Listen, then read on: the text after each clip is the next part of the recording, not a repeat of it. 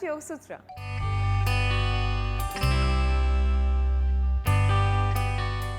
ఇవాళ యోగ సూత్రలో కృష్ణ గారు మనందరికీ ఏ ఆసనం పరిచయం చేయబోతున్నారో చూద్దాం.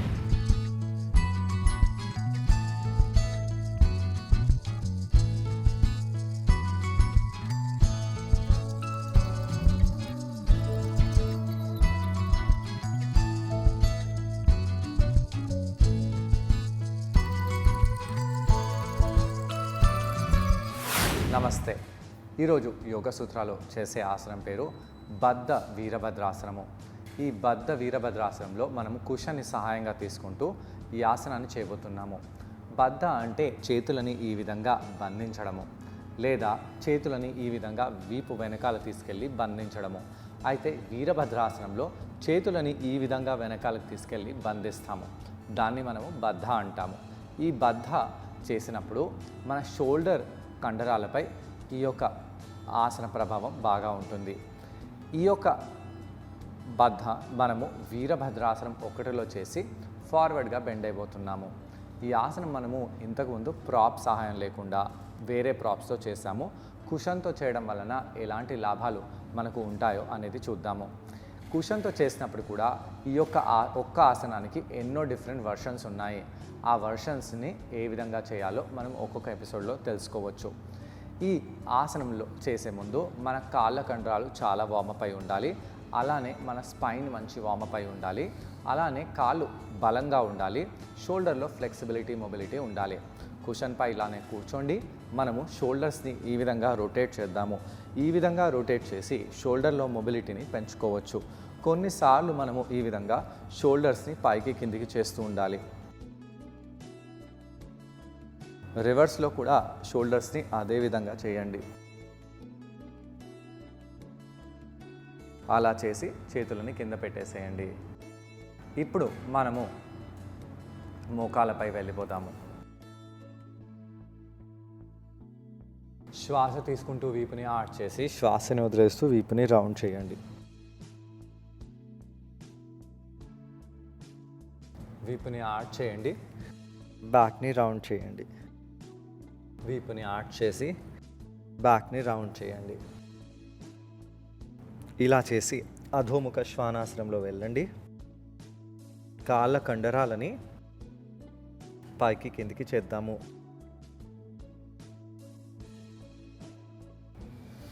ఇప్పుడు మనము ఒక కాల్ని ఇలా తెచ్చిపెట్టేసి వీరభద్రాసనంలో పైకి రావాలి. కాళ్ళల్లో ఎలా అనిపిస్తుందో గమనించండి. కావాలంటే రెండు చేతులని ఇలా పైకి తీసుకెళ్ళి కాలి ముద్రలో కూడా పెట్టుకోవచ్చు. హస్తాలని బద్ధిస్తూ తొడలపై పడే ప్రెషర్ని గమనించండి. కొన్ని నిమిషాల పాటు ఇక్కడ ఉండవచ్చు. కనీసం 1 నిమిషమైనా ఆసనంలో ఉండడానికి ప్రయత్నించాలి. హస్తాలని కింద పెట్టేసి అధోముఖ శ్వానాసనము, భుజంగాసనము, అధోముఖ శ్వానాసనము. ఎడమ కాల్ని ముందుకు తెచ్చేసేయండి. ఇలా తెచ్చేసి ఇక్కడ ఉంటూ ఇలా తెచ్చేసి పాదాన్ని కింద పెట్టేసి ఎడమవైపు వీరభద్రాసనం ఒకటిలో వెళ్ళండి. తొడని బెండ్ చేయాలి. వెనకాలన్న కాలుని ప్రెస్ చేయాలి. రెండు చేతులని ఇలా ఖాళీ ముద్రలో పెట్టండి. శ్వాస తీసుకుంటూ శ్వాసని వదిలేస్తూ ఇక్కడ అలానే ఉండండి. ఆసన ప్రభావము కాళ్ళ కండరాలపై ఎలా పడుతుందో గమనించి చేతులను కింద పెట్టేసి అధోముఖ శ్వానాసనంలో వెళ్ళి ఈ విధంగా అష్టాంగ భుజంగాసనము, అధోముఖ శ్వానాసనం చేయండి. ఇలా చేసి కొంత సమయం పాటు ఉండవచ్చు. ఇప్పుడు మళ్ళీ మనము కుడి పాదాన్ని ముందుకు పెట్టేసి ఈ విధంగా చేతులని వెనకాలకు తీసుకెళ్ళి బద్ధాన్ని చేయాలి. బద్ధ వీరభద్రాసన 1. ఎలా అనిపిస్తుందో గమనించండి. ముఖ్యంగా షోల్డర్స్లో మనకు ఏ విధంగా అనిపిస్తుందో గమనిస్తూ ఉండాలి. శ్వాస తీసుకుంటూ శ్వాసని వదిలేసి ఇక్కడ కొంత సమయం పాటు ఉండవచ్చు. తొడని బెండ్ చేస్తూ ఉండవచ్చు. ఈ విధంగా ఇక్కడ ఉంటూ మనం తలని కిందికి చేద్దాము. ఇలా తలని కిందికి చేయండి. అయితే కుడి పృష్ఠ భాగాన్ని వెనకాలకి చేస్తూ ఎడమ పృష్ఠ భాగాన్ని కిందికి చేయండి. ఇక్కడ తల కిందికి తాకటం లేదు కాబట్టి ఇలాంటి బోల్స్టర్ని ఇక్కడ పెట్టేసి తలని ఇలా కిందికి తెచ్చేసి ఆసనంలో ఎక్కువ సమయం పాటు ఉండవచ్చు.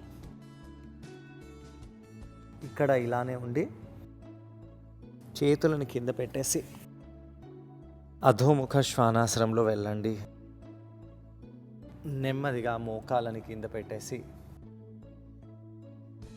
వీపుని స్ట్రైట్ చేసి కొంత సమయం పాటు మనము రిలాక్స్ అవ్వచ్చు. రిలాక్స్ అవ్వడానికి తాడాసనంలో కూడా వెళ్ళవచ్చు. శ్వాస తీసుకోండి, శ్వాసని వదిలేయండి. దీని తర్వాత ఇప్పుడు మనము రెండో వైపు ఇదే ఆసనాన్ని చేయబోతున్నాము. అధోముఖ శ్వానాసనంలో వెళ్ళి ఎడమ పాదాన్ని ఇలా ముందుకు పెట్టి కుడి పాదాన్ని వెనకాలకి ప్రెస్ చేయండి. తొడని బెండ్ చేయండి. చేతులని ఇలా వెనకాలకి తీసుకెళ్ళి బద్ధంలో బంధించాలి. చేతులని దూరంగా చేయండి. ఛాతీని ఓపెన్ చేయండి. శ్వాస తీసుకుంటూ శ్వాసని వదిలేస్తూ నెమ్మదిగా తలని కిందికి చేయాలి. తొడలలో ఎలా అనిపిస్తుందో గమనించండి. ఎడమ పృష్ఠ భాగాన్ని వెనకాలకి చేయండి. నెమ్మదిగా కుషన్ని ఇలా పైకి చేసి తలని కుషన్ పై పెట్టేసి ఇక్కడ ఇలానే ఉండవచ్చు. నడుములలో, తొడలలో, భుజాలలో ఎలా అనిపిస్తుందో గమనించి చేతులని ఇలా పెట్టి అధోముఖ శ్వానాసనంలో ఉండవచ్చు. ఈ ఆసనము రెండోసారి చేద్దాము. కుడి పాదాన్ని ముందుకు తెచ్చేసి ఈసారి తలని ఇలానే పెట్టి సపోర్ట్ ఇస్తూ నెమ్మదిగా చేతులని బంధించండి. ఇలా బంధిస్తూ ఈ బద్ధ వీరభద్రాసనం ఒకటి చేయవచ్చు. శ్వాస తీసుకుంటూ శ్వాసని వదిలేస్తూ ఇక్కడ కొంత సమయం పాటు ఉండండి. కాళ్ళల్లో పడే ఈ తీవ్ర స్ట్రెచ్ మన కాళ్ళకి మంచి ఆకృతిని తీసుకొస్తుంది. కాళ్ళని స్ట్రాంగ్గా చేస్తుంది. ఇలా చేసి మనము మళ్ళీ అధోముఖ శ్వానాసనంలో వెళ్ళవచ్చు.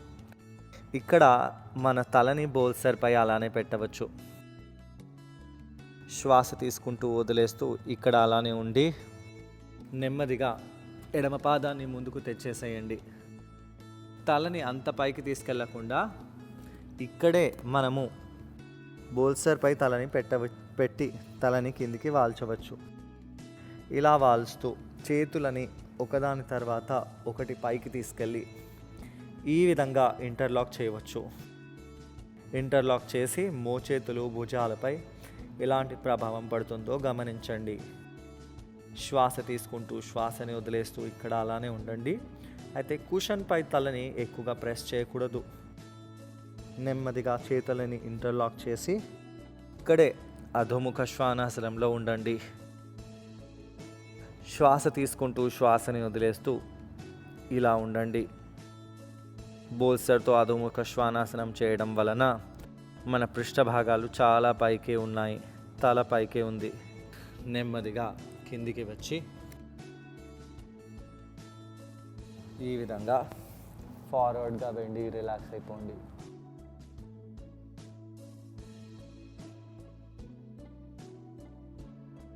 శ్వాస తీసుకుంటూ శ్వాసని వదిలేస్తూ ఎలా అనిపిస్తుందో గమనించాలి.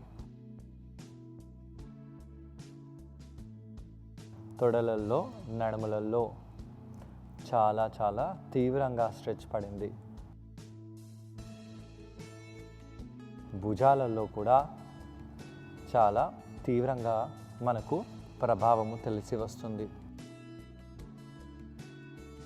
తలని కిందికి వాల్చడం వలన తలలో రక్త ప్రసరణ బాగా పెరిగి మనకు చాలా ప్రశాంతంగా అనిపిస్తుంది.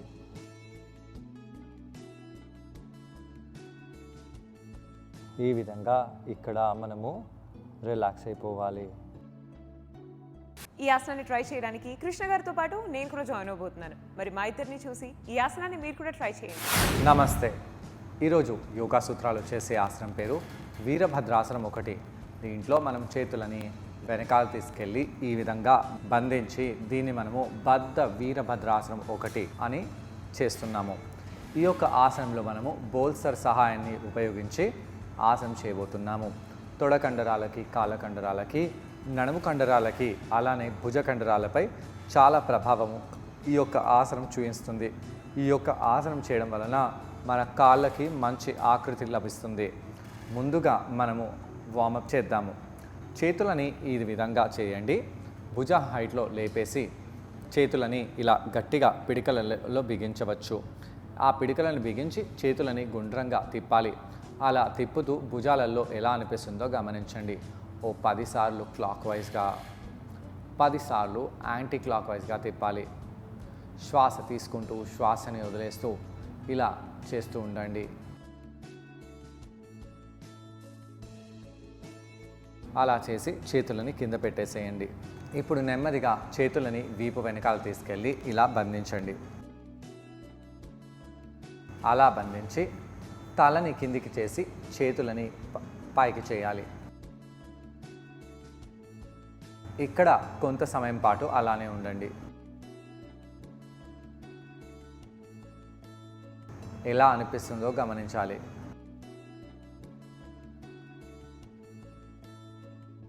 నెమ్మదిగా పైకి వచ్చేయండి. మళ్ళీ ఫార్వర్డ్గా బెండ్ అవ్వాలి.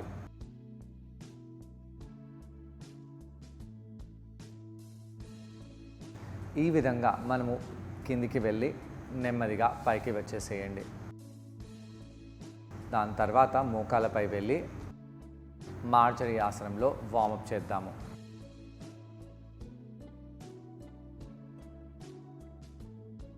వీపుని ఆర్చ్ చేస్తూ బ్యాక్ని రౌండ్ చేయాలి. ఇలా కొన్నిసార్లు మనము వీపుని ఆర్చ్ చేస్తూ బ్యాక్ని రౌండ్ చేస్తూ ఉండండి. దీంతో వీపులో, నడుములో ఉండే కండరాలు ఫ్రీగా అయిపోతాయి. దాని తర్వాత కుడి పాదాన్ని ముందుకు తెచ్చేసి ఎడమ మోకాల్ని కింద ప్రెస్ చేస్తూ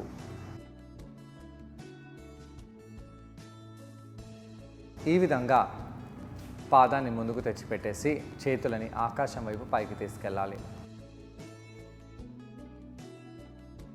శరీరం అంతా నిటారుగా అవ్వాలి, స్ట్రెచ్ అవ్వాలి.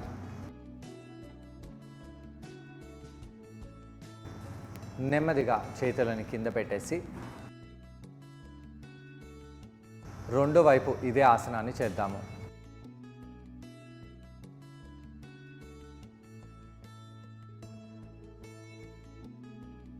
శ్వాస తీసుకుంటూ శ్వాసని వదిలేస్తూ ఎలా అనిపిస్తుందో గమనించండి.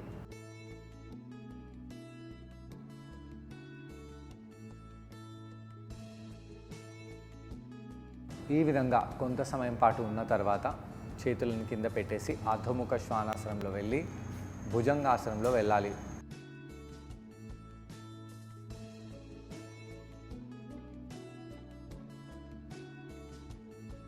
భుజంగాసనంలో కొంత సమయం పాటు ఉండి ఇప్పుడు మనము అధోముఖ శ్వానాసనంలో వెళ్ళాలి.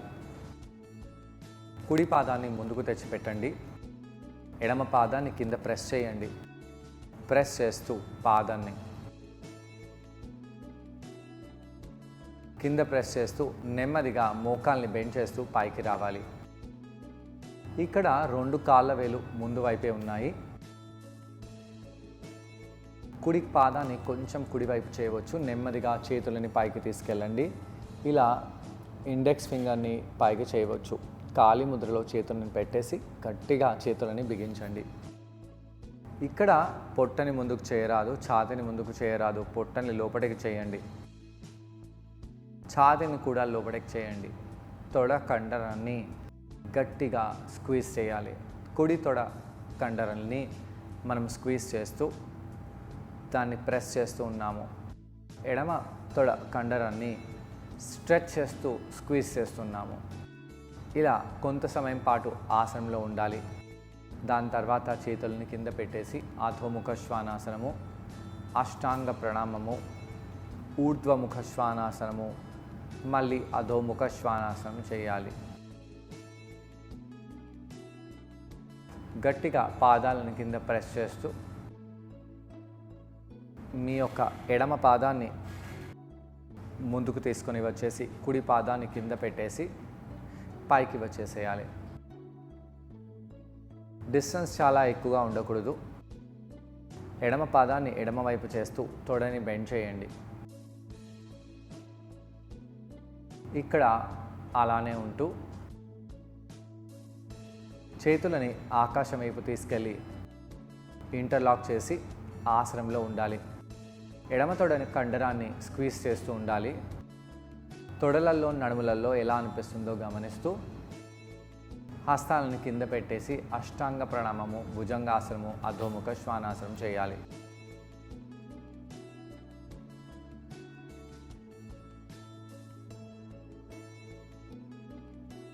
ఈసారి కూడా కుడి పాదాన్ని ముందుకు తెచ్చిపెట్టేయండి. ఎడమ పాదాన్ని కింద మ్యాట్ పైపు తెచ్చిపెట్టేసి నడుముని తొడని బెండ్ చేయాలి. నెమ్మదిగా చేతులని ఇలా వెనకాల తీసుకెళ్ళి ఇంటర్లాక్ చేయండి. ఇంటర్లాక్ చేస్తూ ఛాతీని ఎక్స్పాండ్ చేయాలి. అలా ఎక్స్పాండ్ చేస్తూ తలని కిందికి తీసుకొని వచ్చేసి చేతులని ఆకాశం వైపు పైకి తీసుకెళ్ళాలి. ఇక్కడ అలానే ఉంటూ నెమ్మదిగా తల కింద బోల్సన్ని తెచ్చి పెట్టుకోండి. బోల్సన్ని తెచ్చేసి మళ్ళీ ఫార్వర్డ్గా బెండ్ అవుతూ తొడని బాగా బెండ్ చేసి బోల్స్టర్ తలకి తాకేలాగా కిందికి బెండ్ అవ్వండి. ఎలా అనిపిస్తుందో గమనించాలి. నడుములలో ఎలా అనిపిస్తుందో, పృష్ఠ భాగాలలో ఎలా అనిపిస్తుందో గమనించండి. నెమ్మదిగా పైకి వచ్చేసి అధోముఖ శ్వానాసనంలో వెళ్ళండి. భుజంగాసనము, అధోముఖ శ్వానాసనము. ఈసారి ఎడమ కాలుని ప్రెస్ చేస్తూ కుడి పాదాన్ని కింద ప్రెస్ చేస్తూ బోల్సర్ని కూడా దగ్గర తెచ్చిపెట్టేసి పైకి వచ్చేయండి. మోకాల్ని బెండ్ చేయండి.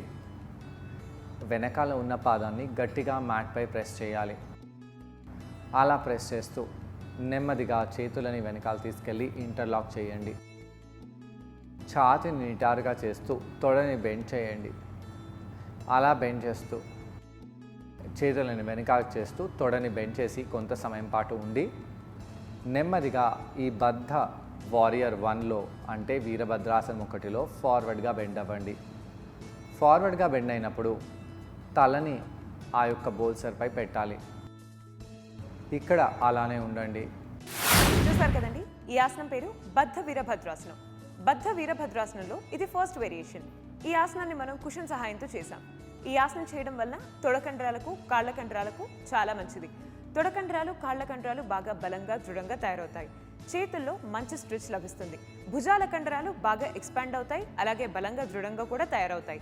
వీటన్నిటితో పాటు తలలో రక్త ప్రసరణ చాలా బాగా జరుగుతుంది. అలాగే నడుములో ఫ్లెక్సిబిలిటీ అనేది కూడా బాగా ఇంప్రూవ్ అవుతుంది. కొంత సమయం పాటు ఇక్కడ అలానే ఉంటూ నడుములలో, తొడలలో ఎలా అనిపిస్తుందో గమనించి దాని తర్వాత బయటికి వెళ్ళి రిలాక్స్ అవ్వచ్చు. మోకాలపై వచ్చేసి బోల్స్టర్ని తొడలకి మధ్యలో పెట్టండి. ఆ బోల్స్టర్ని పట్టుకొని తలని బోల్స్టర్పై వాల్చండి. ఇక్కడ వెళ్ళి రిలాక్స్ అయిపోవాలి. ఇలా కౌంటర్ చేయడం వలన కాళ్ళ కండరాలు, తొడలోని కండరాలు, అలాగే నడుం భాగంలో ఉన్న కండరాలు ఇవన్నీ కూడా బాగా స్ట్రెచ్ అయ్యి రిలాక్స్ అయిపోతాయి. మరి వాళ్ళ యోగ సూత్రలో కృష్ణ గారిని మనం అడగబోయే ప్రశ్న ఏంటి అంటే, ఇలాంటి ఆసనం చేసేటప్పుడు మనం ఎటువంటి జాగ్రత్తలు పాటించాలి? ఈ ప్రశ్నకు సమాధానం కృష్ణ గారిని అడిగి తెలుసుకుందాం. ఈ ఆసనం చేసేటప్పుడు ఎలాంటి జాగ్రత్తలు తీసుకోవాలి? ఈ ఆసనం చేసేటప్పుడు బోల్సర్పై తలని ఎప్పుడైతే పెడతామో అప్పుడు బోల్సర్ని ఎక్కువగా పుష్ చేయకూడదు. అలా చేయడం వలన మన నెక్లో ఇన్కన్వీనియన్స్ వచ్చి నెక్ పెయిన్ రావచ్చు. తలని జెంట్లీ బోల్సర్పై పెట్టాలి. పెట్టడానికి కారణం ఏంటి? రక్త ప్రసరణ తలలో రావాలని. ఈ ఆసనం చేసేటప్పుడు మన కళ్ళని మూసివేసిన ఆసనంలో ఉన్నప్పుడు మన బాడీలో ఎలా అనిపిస్తుందో గమనిస్తూ ఉండాలి. ఒకవేళ బీపీ లో అయినప్పుడు లేదా వీక్నెస్ ఉన్నప్పుడు ఇలా ఆసనం చేసినప్పుడు మనము కింద పడిపోయే ఛాన్స్ ఎక్కువగా ఉంటుంది. కాబట్టి జాగ్రత్తగా ఉండాలి. చేతులను ఎప్పుడైతే బిగించి మనము ఇలా చేస్తామో అప్పుడు మోచేతులని ఇలా అనకూడదు. అలా చేయడం వలన షోల్డర్స్ పై చాలా ప్రెషర్ పడుతుంది. మోచేతులని కొద్దిగా బెండ్ చేసి పెట్టండి. ఫిస్ట్ని ఈ విధంగా గట్టిగా ప్రెస్ చేయాలి, ఇలా పెట్టకూడదు. సో చూసారు కదండి ఇవాళ ఎపిసోడ్లో బద్ధ వీరభద్రాసనంలో ఫస్ట్ వేరియేషన్. మరి ఈ ఆసనాన్ని మీరందరూ తప్పకుండా ట్రై చేసి మీ కాళ్ళ కండరాలను, తొడ కండరాలను బాగా బలంగా దృఢంగా తయారు చేసుకోండి. తిరిగి రేపటి ఎపిసోడ్లో మరో ఆసనంతో ఇంకొన్ని బెనిఫిట్స్తో మనమందరం మళ్ళీ కలుసుకుందాం. అంతవరకు టేక్ కేర్ అండ్ బాయ్.